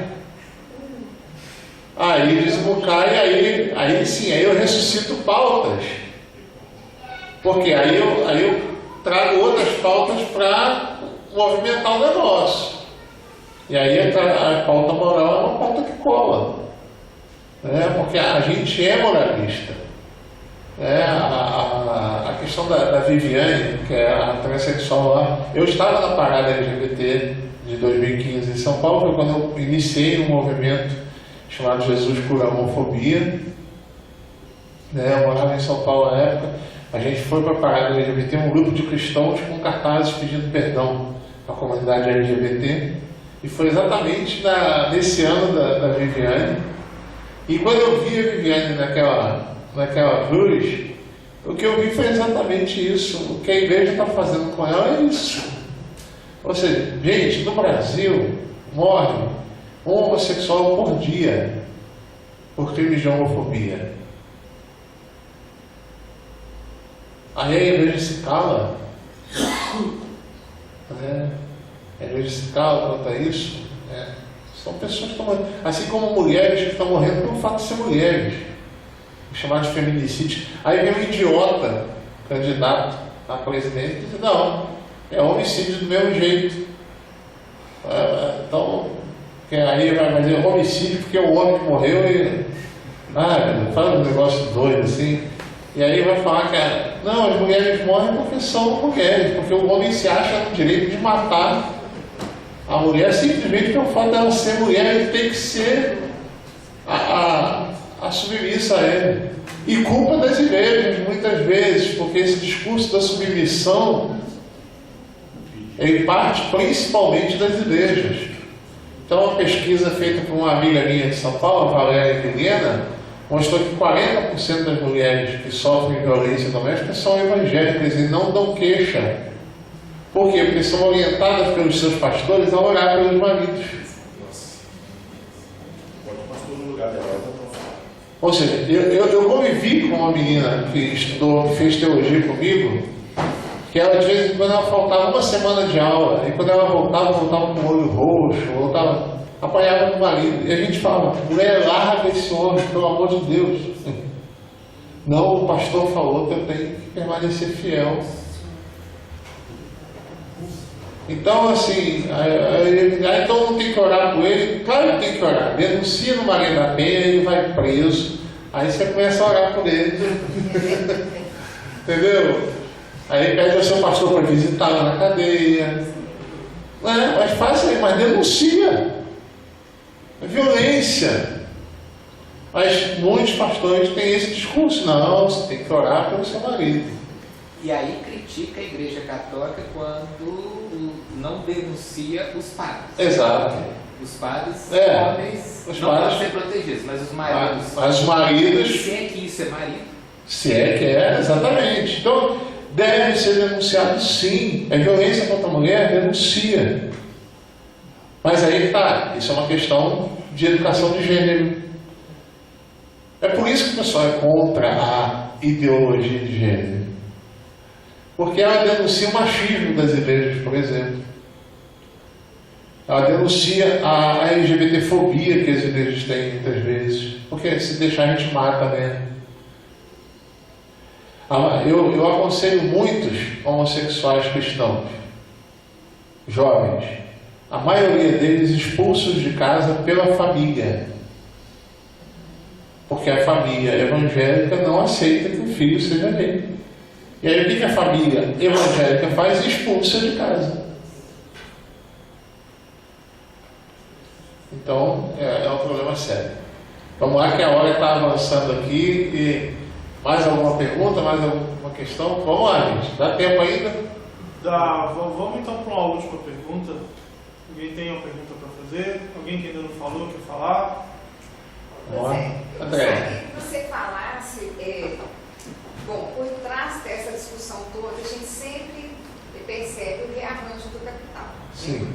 Os movimentos vêm e vão. E eu acho que a gente sabe que a grande revolução, eu acredito que a revolução do nosso país é pela educação. Que a gente tem visto agora um retrocesso, porque nós temos aí uma lei que congela os investimentos por 20 anos. E o que eu acho que é mais agravado, que nós temos essa mídia corrupta, né?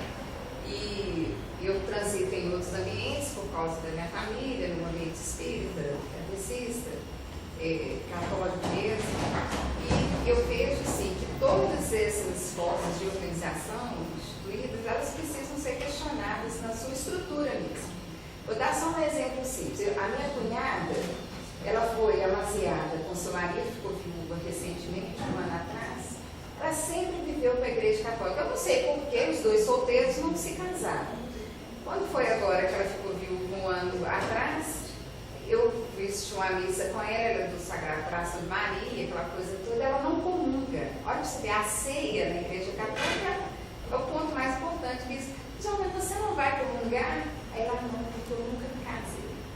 Então você vem com uma pessoa, você é quase 70 anos, católica, convicta, praticante da igreja. Então, quer dizer, tem que se questionar todas as estruturas religiosas, né? No movimento espírita, recentemente, eu passei por uma situação difícil, porque eu frequento um grupo que estuda doutrina kardecista. E eu, assim, por ocasião da prisão do Lula, eu fiz no grupo uma colocação. Gente, quase fui convidada a me retirar do grupo, que é um grupo cristão, porque lá tinha os defensores, dentro da doutrina espírita kardecista, muito caridosos, defensores do Bolsonaro. E eu não me intimidei, não saí do grupo e falei, não, vocês têm que estudar o Evangelho do Cristo direito.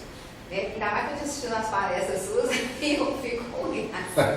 Né? Então, quer dizer, a doutrina espírita kardecista, evangélica também, né? Porque eles têm essa coisa da doutrina. E aí, chegando na questão, eu tenho tido muita dificuldade de conversar com os meus familiares que são evangélicos, protestantes, porque eles estão com muito essa coisa da homofobia e do ensino na escola. Agora, eu vejo assim, que a mídia ela não contribui muito para uma grande revolução. Eu acho muito difícil, porque se você... não pude questionar dentro do kardecismo, não se pode questionar dentro da Igreja Católica, porque são poucos os padres que abraçam a causa, né? Assim, há muitos, há exceções maravilhosas, mas não se consegue avançar, né, nas missas.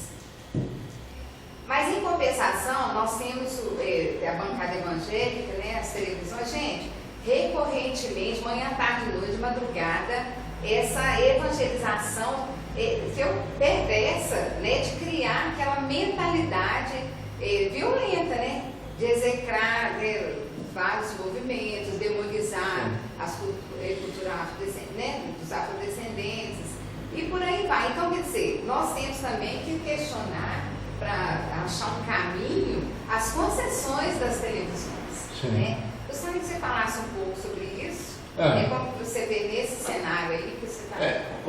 A questão do capital é interessante. Esses dias me perguntaram, eu estava dando uma entrevista para o Estado de São Paulo, o jornal, deve sair daqui umas 2 semanas, e aí perguntaram, como é que é essa coisa de ser pastor e comunista? Não é muito estranho? Eu falei, não, você tem que perguntar para um pastor capitalista como é que ele consegue ser pastor e capitalista. A pergunta está sendo feita para a pessoa errada. Porque como é que alguém consegue abraçar um sistema que oprime por si só? E que por si só, aí você fala, não, mas porque teve um ditador comunista. Gente, aí é um cara. Eu estou falando do... Então vamos pegar, por exemplo, a doutrina cristã, vamos pegar o que o Cristo ensinou e vamos pegar um pastor pilantra e vamos dizer assim, olha aqui, o cristianismo não dá certo não, porque olha só o Malafaia. Aí você diz, não, o Malafaia é uma coisa, o Evangelho é outra. Essa personificação das coisas ela é perigosa. Mas aí falta também a autocrítica, às vezes na esquerda, por exemplo, de lidar, por exemplo, com figuras como Stalin, que foi um bárbaro, que foi um cara que é execrável. Aí por causa disso você vai jogar tudo fora, o socialismo, a coisa toda, a Revolução Russa e tudo mais. Não, vamos com calma, uma coisa é uma coisa, outra coisa é outra coisa. Caminhar nesse aspecto. Quanto a essas questões de educação do povo, das revisões, as estruturas de poder devem ser repensadas sempre. E as estruturas de poder religiosas, elas têm um peso muito grande. Eu tinha um professor no seminário que ele falava uma coisa que eu guardo comigo para sempre. Ele falava o seguinte, o pastor, o líder religioso, ele tem um público que todo político sonha em ter, que é o público disposto a acreditar nele. Então, por exemplo, eu pastorei a minha comunidade aí em Santa Efigênia. Aí o camarada sai de Venda Nova para vir da minha comunidade. Gente, ele sai disposto a acreditar no que eu vou falar. Então, se eu chego lá e falo que ideologia de gênero é uma coisa do diabo para destruir famílias, ele vai acreditar. Aí, mas tem um detalhe, aí tem a cereja no bolo. Ele não só vai disposto a acreditar no que eu vou falar, como ele vai disposto a acreditar naquilo que o que eu vou falar não sou eu que estou falando, é Deus. E aí, meu amigo, você tem o maior poder de manipulação possível. Acho que a grande tentação pastoral, a maior tentação pastoral é falar em nome de Deus. Porque você tem um público disposto a acreditar que o que você está falando é Deus que está falando. Então, se eu chego aqui e digo assim, minha igreja, você deve votar no fulano de tal, porque Deus mandou votar, a igreja vai votar. A igreja vai votar. Se ele chegar assim, porque Deus me mostrou que há um levante do inferno na Câmara, porque está querendo votar ideologia de gênero, acabou. O pessoal vai sair dali repetindo aquele discurso. Então, se essa estrutura de poder não é questionada, se ela não é revista, se ela não está sempre sendo... E aí vale o velho argumento da reforma do livre exame das Escrituras. Isso que você está falando aí não confere, não. Vamos debater? Vamos conversar? Porque o pastor é questionável, sim. Todo pastor é questionável. Entendeu? E eu falo isso sendo pastor. O que eu falo tem que ser questionado, tem que ser. Porque se não for, não vale. A pessoa tem que. Então, porque é muito fácil eu repetir discursos e fazer com que isso seja. Agora, isso tudo tem, no fundo, aí está esse movimento pelo capital. Porque muito isso é feito por causa do dinheiro, por causa da. E aí é uma questão muito séria. Eu estava conversando aqui. A gente que costuma falar o que pensa e falar o que acredita, a gente corre risco de ficar sem dinheiro. Ser convidado a sair de grupos de estudo. De sair de grupos de estudo, de sair de igrejas. Ou de ter igrejas sempre pequenas. Porque isso não dá ibope, isso não dá dinheiro. Então, é um desafio para a gente. Então, cair na armadilha de falar um pouco que é porque isso dá retorno é muito grande. Mas isso é uma decisão. E aí a decisão cabe de cada um, da índole, cabe não é eu sou perfeito ou eu sou. Não, eu tenho defeitos também. E quem procurar vai achar um monte. Mas entender, eu fico olhando assim, um cara que eu gosto muito de pensar nesse sentido é Davi. Davi é um cara segundo o coração de Deus. Gente, tem um cara na Bíblia que eu não chamaria de um cara segundo o coração de Deus, que é Davi. O cara adulterou, mandou matar. O cara é um pilão, um pai péssimo. Um pilantra, a gente diria. Mas Deus olhou para o coração de Davi. Esse cara quer acertar. Ele erra, mas ele tem coração bom. É um outro olhar. É uma outra perspectiva da vida. É de olhar assim, a gente tem erros, pô. Entendeu? Há um pastor que se separa. Eu sou divorciado. Aí o pessoal olha assim, um pastor fracassado na família. Só que calça o sapato sabe onde aperta o calo. Entendeu? Então isso é dose. A gente é muitas vezes obrigado a ter uma vida perfeita. E a gente não vive essa vida perfeita. Agora, a gente está tentando. A gente tenta e a gente fala o que pensa. Isso não dá dinheiro. Isso tem hora que a gente passa aperto mesmo, porque é assim que acontece. Mas vale a pena. Eu tenho uma coisa para mim que é o meu padrão. Assim, qual é o seu padrão de vida? É deitar e ter a consciência limpa. Para mim isso não tem preço. É deitar e poder dizer assim, ufa, não roubei ninguém, não defraudei ninguém. E se alguém falar da minha vida, se alguém disser assim, eu vi o Zé bebendo cerveja, todo mundo sabe que eu bebo. Ah, vi o Zé no samba, todo mundo sabe que eu gosto de samba.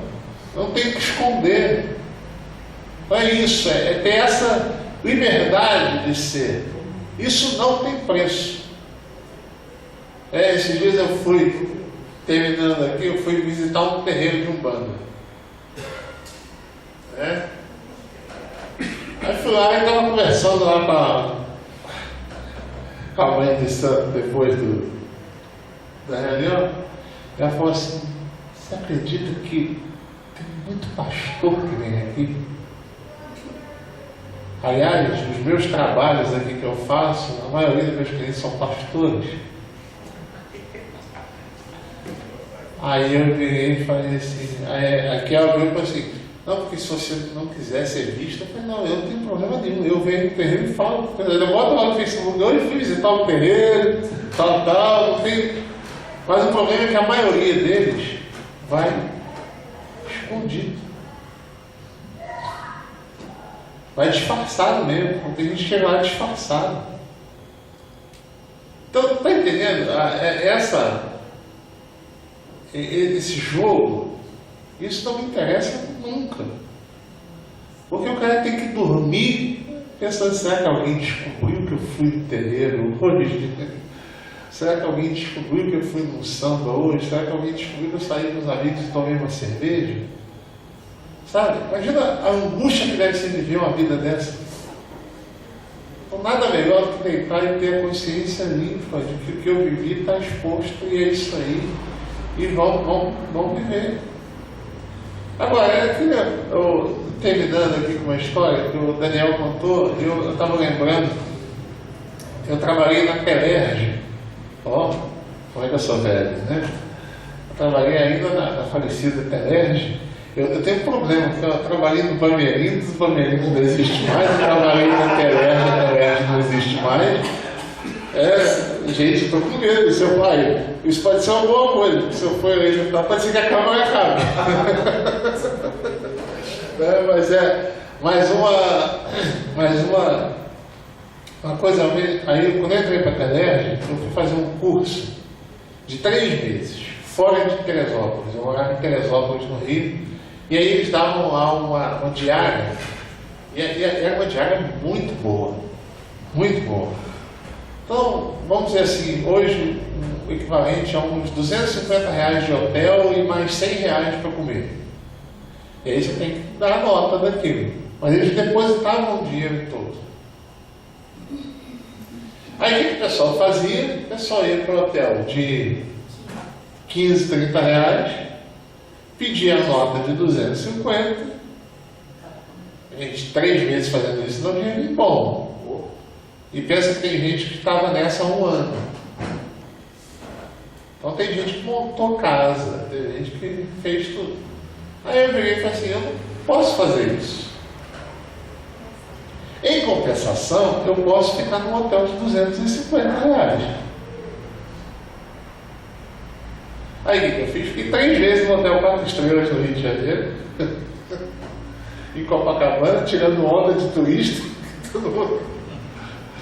Mas assim, mas por que eu estou falando isso? É porque a consciência, entendeu? Porque é isso, eu poderia usar. Então se eu posso, eu uso. Agora, eu não defraudei isso aqui. Por exemplo, o caso hoje do auxílio moradia, tanto para juízes quanto para deputados. Acho que o auxílio moradia para deputados é um absurdo, porque tem as casas funcionais. Você tem 503 apartamentos funcionais no Brasil. Então assim, mas aí o cara pode não querer.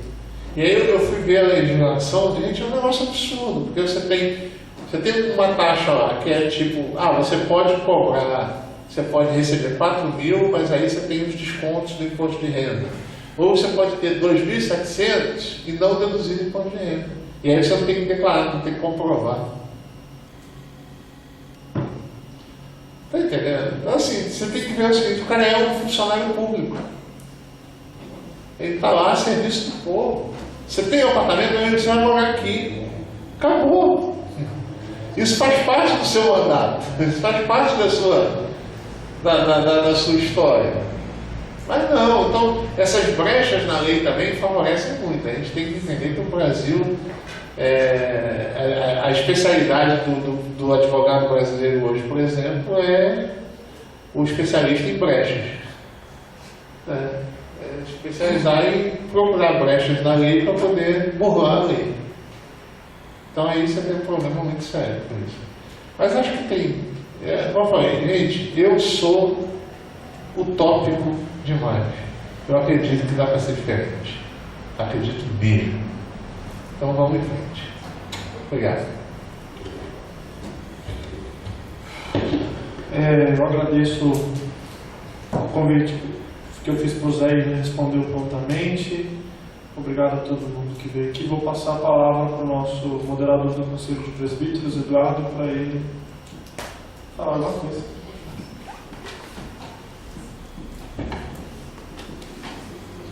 Está querendo pedir aumento? Afinal de contas, o conselho tem nada a ver com a reunião de hoje. Então, se você está lembrando disso, nós acertamos isso depois. Isso é que dá ser duas coisas ao mesmo tempo, né? Estou doidinho para vender um dos meus 2 cargos. Vender não, ser bem sucedido nos meus 2 cargos. Aliás, vai ter eleição para o Serviço Essencial Dorcas para presidente em novembro. E política começa até dentro da própria comunidade nossa, né? Mas brincadeiras à parte, em nome do Serviço Social Dorcas, eu agradeço a presença de todos. A minha avaliação que eu faço desses papos é sempre positiva, porque ouvir vocês, ouvir quem vem, né, nos compartilhar conosco uma determinada visão, nos traz algo de diferente, mesmo que a gente não concorde. E aí, não é uma questão, uma referência a você, mas eu estou me lembrando de alguns outros eventos que nós tivemos que eu tinha vontade de pular e esganar quem estava falando aqui na frente, mas eu tinha que me comportar direito. Mas a minha vontade era de esganar quem estava lá. Mas, deu para aprender? Sim, deu para aprender naquela ocasião, né? Como deu para aprender hoje. E quando nós pensamos nessa questão de desilusão, passa inclusive por mim, né? Porque eu estou pagando para não estar aqui dia, nem sei quem dia que foi o dia da eleição. 7 de outubro. 7 de outubro. Eu estou pagando para não estar aqui, para não ter que votar. Mas é o sentimento de todos. E se a gente leva muito a sério a nossa fé nos obriga a certas atitudes. Senão ela é um conto da carochinha, é um conto de fada que não tem nada a ver. E é por isso que a gente faz esses eventos também. Muito obrigado a todos. O próximo evento nosso vai ser em agosto, a data eu ainda vou passar, e vai ser sobre violência doméstica, de novo, porque nós já falamos dele uma vez. Tá? Muito obrigado, um bom final de semana para todos.